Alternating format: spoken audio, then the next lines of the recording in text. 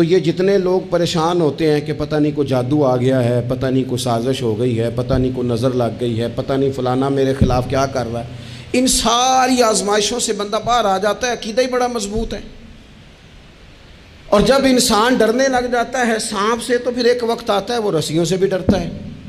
حضرت ابراہیم علیہ السلام ہو یا جتنے بھی انبیاء کرام گزرے ہیں یا جتنے بھی ہمارے پاس آسمانی وحی کی تبلیغ کرنے والے نبی گزرے ہیں، ان حضرت ابراہیم علیہ السلام نے اپنی ساری حیات مبارکہ لوگوں کو دین کا صحیح سبق پڑھاتے گزاری۔ عقائد جو ہوتے ہیں ان کی پختگی انسان کو پختہ کرتی ہے۔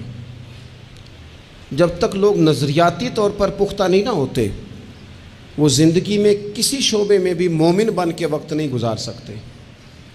لوگوں کا عقیدہ توحید و رسالت اگر پختہ ہو جائے، عقیدہ توحید و رسالت اگر مضبوط ہو جائے، تو یہ جتنے لوگ پریشان ہوتے ہیں کہ پتہ نہیں کو جادو آ گیا ہے، پتہ نہیں کو سازش ہو گئی ہے، پتہ نہیں کو نظر لگ گئی ہے، پتہ نہیں فلانا میرے خلاف کیا کر رہا ہے، ان ساری آزمائشوں سے بندہ باہر آ جاتا ہے، عقیدہ ہی بڑا مضبوط ہے۔ اور جب انسان ڈرنے لگ جاتا ہے سانپ سے تو پھر ایک وقت آتا ہے وہ رسیوں سے بھی ڈرتا ہے۔ حضرت ابراہیم علیہ السلام ہو یا جتنے بھی انبیاء کرام گزرے ہیں یا جتنے بھی ہمارے پاس آسمانی وحی کی تبلیغ کرنے والے نبی گزرے ہیں، سب نے عقیدہ توحید کی مضبوطی لوگوں کو سکھائی۔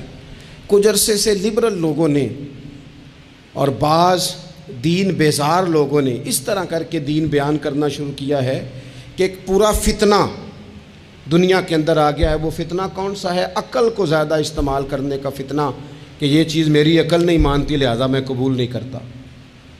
وہ لوگ پھر آہستہ آہستہ دور نکل جاتے ہیں۔ دین اسلام روحانی دین ہے، تو بعض عقلی دلائل جن سے بندے کو پوری طور پر سمجھایا جا سکے، سکھایا جا سکے، حضرت ابراہیم علیہ السلام ان کا بار بار بیان فرماتے ہیں۔ دیکھیں، رب وہ ہوتا ہے جو حی بھی ہو قیوم بھی ہو۔ رب کی شان یہ ہے نہ اسے نیند آتی ہے نہ اسے اونگ آتی ہے۔ رب کی شان یہ ہے کہ وہ ہر وقت، ہر لمحہ، ہر گھڑی اپنے بندوں کو دیکھتا ہے۔ وہ ہر ایک کی ضروریات سے آگاہ ہے، کسی کو کتنا چاہیے، کب چاہیے، کیا چاہیے، مالک ہر وقت جانتا ہے۔ اللہ تبارک و تعالیٰ اپنے بندے کے سکھ سے، دکھ سے، آزمائش سے، امتحان سے، کامیابی سے، ہر چیز سے آگاہ ہے۔ تو رب ہو بھی وہی سکتا ہے کہ جو اتنی طاقتوں کا مالک